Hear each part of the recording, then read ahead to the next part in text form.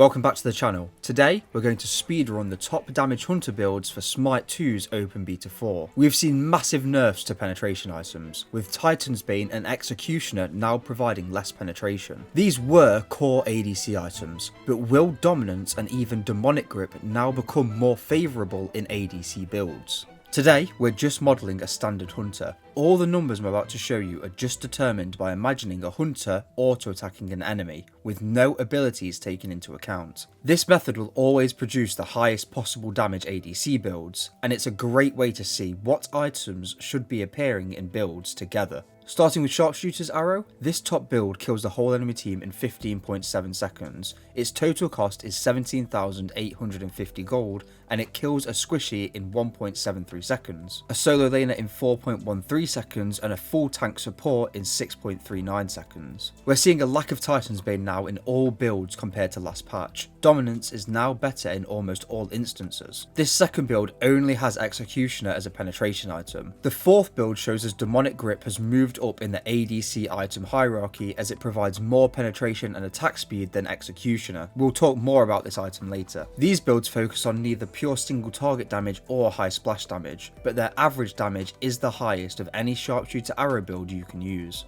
Here are the best Sharpshooter Arrow builds with Lifesteal. Devar's Gauntlet is a clear favourite, but you can always swap it out for Bloodforge or the Reaper if you prefer those items, and it won't affect your DPS too much. Crit and Odysseus' Bow can work together fine, but if you want to purely focus on single target damage, here are the top Sharpshooter Arrow builds without Odysseus' Bow. Dominance is the clear winner over Titan's Bane again, and should be a core item in all crit builds. And here are the top builds without Odysseus' Bow and with Lifesteal. Having Lifesteal in the builds mainly affects your damage against tankier targets, and on average decreases your damage against them by around 8%. Demonic Grip is a solid tank melting item now when you're full build, but it is still outclassed by Executioner, so I wouldn't build it unless the god you're playing can utilise the intelligence well. It also has a much poorer power spike when completed earlier in the game when compared to Executioner, making it less favourable. Now let's move on to Hunter's Cowl builds. This top build is a full yellow damage build which would have utilised Titan's Bane last patch because Dominance's penetration doesn't benefit yellow damage, but now Dominance is a more favoured item. Not by a lot. As we can see, the fourth build is exactly the same but with Titan's Bane instead of Dominance. This could be because my computer simulation doesn't model Odysseus' Bow and Sunbeam Bow at max damage potential. If I did, this fourth build would be at the top instead, so take these numbers with a grain of salt. Build whatever you prefer. Here are the top Hunter's Cowl builds that contain Lifesteal. Devar's Gauntlet and Bloodforge are solid items here. Build whichever you prefer.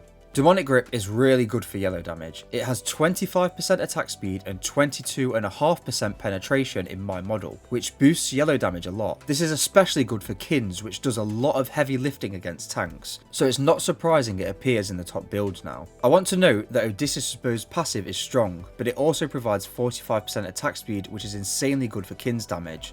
This is another reason it appears in all the top damage builds.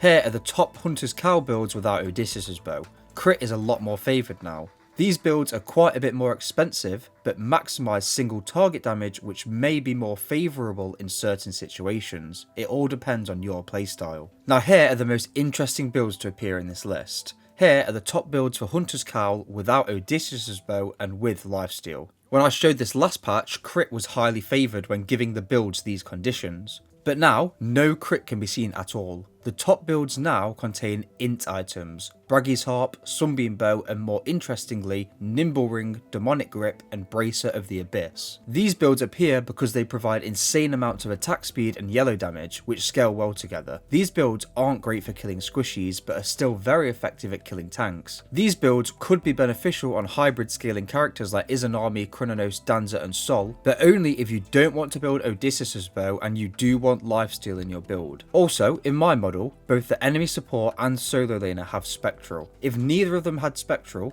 the Lifesteal and no Odysseus' Bow builds would look like this, much more crit focused. So take all of these numbers with a grain of salt, as I can never account for all variables in a game. So we've shown that high int builds can now be somewhat viable on ADC characters. Here are Chrononos' top builds without Odysseus' Bow and with Lifesteal. Again, we see high intelligence builds appearing at the top. And with the amount of utility provided by Chrononos' 1, these builds might actually feel okay. These builds are also super safe, by which I mean that they have no crit chance, so they are minimally affected by spectral armour, and they don't rely too much on strength for damage, as they contain int and yellow damage items, meaning that Leviathan Hide also minimally impacts the damage of these builds. They essentially have no counterplay. It's up to you to decide if they're worth building, but damage wise, they are solid builds. Thanks for watching, and remember, don't guess, do the math.